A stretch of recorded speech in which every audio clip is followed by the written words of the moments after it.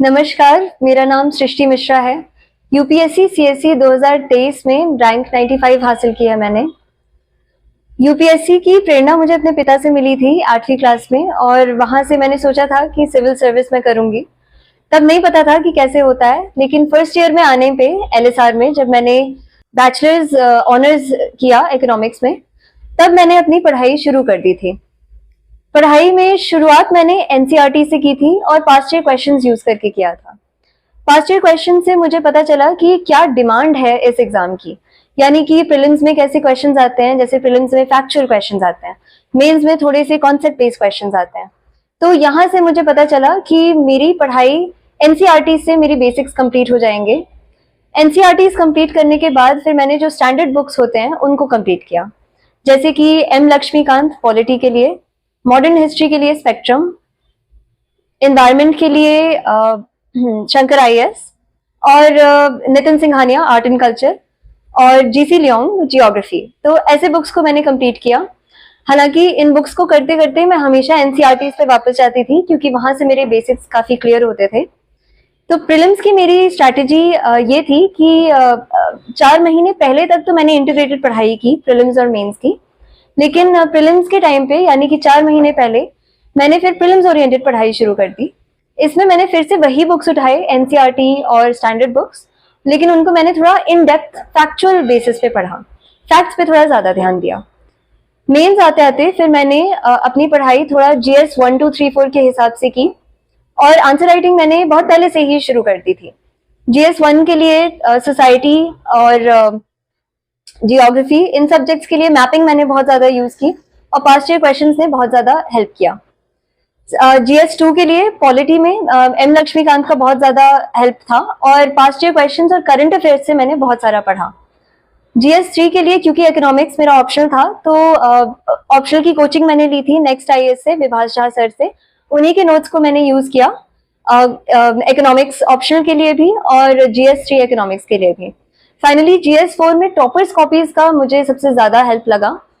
Toppers copies इसलिए क्योंकि GS 4 का मुझे कोई बुक उतना स्टैंडर्ड अच्छा नहीं लगा, लेकिन मैंने टॉपर्स कॉपीज यूज किया था ये समझने के लिए कि एथिक्स में क्या रिक्वायर्ड है और कैसे आंसर राइटिंग करनी चाहिए। ऑप्शनल में जैसा कि मैंने कहा, विभाष झा सर की कोचिंग और उनके नोट्स, उनके लेक्चर्स वही सफिशिएंट थे। उन्हीं से मैंने आंसर राइटिंग प्रैक्टिस की और वहीं से मेरा बेस बना ऑप्शनल के लिए। ये मेंस कंप्लीट होने के बाद फिर इंटरव्यू के लिए सिंपल था। डैफ 2 होता है, उसमें जितने भी टॉपिक्स हैं वो पूरी तरह से कंप्लीट करने होते हैं। तो फॉर इंस्टेंस मैं क्योंकि बाहर रही हूँ इंडिया से, तो जितने भी कंट्रीज रही हूँ उनका सब सारी चीजें, हिस्ट्री, पॉलिटी, जियोग्राफी, सब कुछ मैंने कवर किया। साथ ही साथ उसमें जो इकोनॉमिक्स ऑप्शनल होता है उसका सारा जो भी डायनामिक चल रहा होता है करंट अफेयर से रिलेटेड, उसको बहुत ही बारीकी से कवर किया। कुछ मॉक इंटरव्यूज भी दिए मैंने अलग अलग इंस्टीट्यूट्स में, और 4 मॉक इंटरव्यूज दिए और 5th इंटरव्यू फिर मेरा फाइनल यूपीएससी भवन में था। इंटरव्यू में इकोनॉमिक्स से ही ज्यादा क्वेश्चंस पूछे गए और कुछ सिचुएशनल क्वेश्चंस भी थे। तो ओवरऑल यही पढ़ाई रही। इंटरव्यू के बाद ऑब्वियसली फिर से प्रीलिम्स का वो जो दौर होता है फिर से शुरू हो गया और फाइनली कुछ 2 दिन पहले रिजल्ट आ गया, तो सिलेक्शन हो गया। यही मेरी प्रिपरेशन थी, यही मेरी स्ट्रैटेजी थी। अगला जो प्रीलिम्स है वो अब जून 16 को आ रहा है और अब लगभग 1-2 महीना बाकी है अब उसमें। इस टाइम पे मैंने जो किया था और जो मुझे लगता है सबसे सही तरीका है वो रिविजन है। कोई भी नया मटेरियल पढ़ने की जरूरत नहीं है। पीटी 365 विजन का आप पढ़ सकते हैं, वहां से स्टैटिक मटेरियल बहुत सारा मिल जाएगा, डायनामिक करंट अफेयर से रिलेटेड मटेरियल बहुत सारा मिल जाएगा और अक्सर उसमें से काफी क्वेश्चंस भी आते हैं, तो वहां से रिवीजन कर सकते हैं। और रिपीटेड रिवीजन स्टैंडर्ड बुक्स की बहुत जरूरी है। इसके साथ मॉक टेस्ट अटेम्प्ट करना बहुत ही जरूरी है।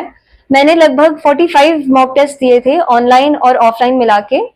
पहले प्रीलिम्स में मैंने एक गलती की थी, मैंने बहुत ज्यादा मॉक टेस्ट दिए थे। मेरा ये मानना है कि आप ज्यादा मॉक टेस्ट मत दीजिए, लगभग 2 दिन में एक या कुछ ऐसे लास्ट के 1-1.5 महीने में दीजिए और फिर लास्ट में 1 हफ्ता रखिए जब आप बिल्कुल भी मॉक टेस्ट ना दें, उसमें सिर्फ रिवाइज करें आप उन मॉक टेस्ट को जो आप दे चुके हैं। उससे क्या होगा कि आपने जो क्वेश्चंस किए हैं, जो 100 क्वेश्चंस आप एक मॉक टेस्ट में करते हैं, वो आप पूरी तरह से आपको याद हो जाएंगे। आपको उससे रिलेटेड जो भी इंफॉर्मेशन होगा वो याद रहेगा और ऐसी चीजें फिर बहुत काम आती हैं जब आप एक्चुअल एग्जाम में बैठते हैं। और रिविजन से एक कॉन्फिडेंस मिलता है कि हाँ ये पढ़ा है, और एक ही बार नहीं, 2-2 3-3 बार पढ़ा है। फाइनली रिविजन में स्टैंडर्ड बुक्स में आप जितना हो पाए उसको रिवाइज कीजिए। मेरा अप्रोक्सीमेटली 7 to 8 रिविजन हो गए थे। हाईलाइटेड हिस्से जो हैं और उसमें जितने भी नोट्स हैं आपके छोटे छोटे, उनको रिवाइज करते रहिए, क्योंकि एक्चुअल जो फाइनल एग्जाम होता है उसमें मुश्किल क्वेश्चन नहीं, आसान क्वेश्चन पे लोग अटक जाते हैं। तो उसमें गलती आप नहीं करेंगे, तब आपका जरूर निकलेगा और कट ऑफ क्लियर होगा। यही मेरा संदेश है, और मेरा यही रहेगा कि आप अपनी मेहनत बरकरार रखिए और लगे रहिए, और आपका सिलेक्शन जरूर होगा। Thank you.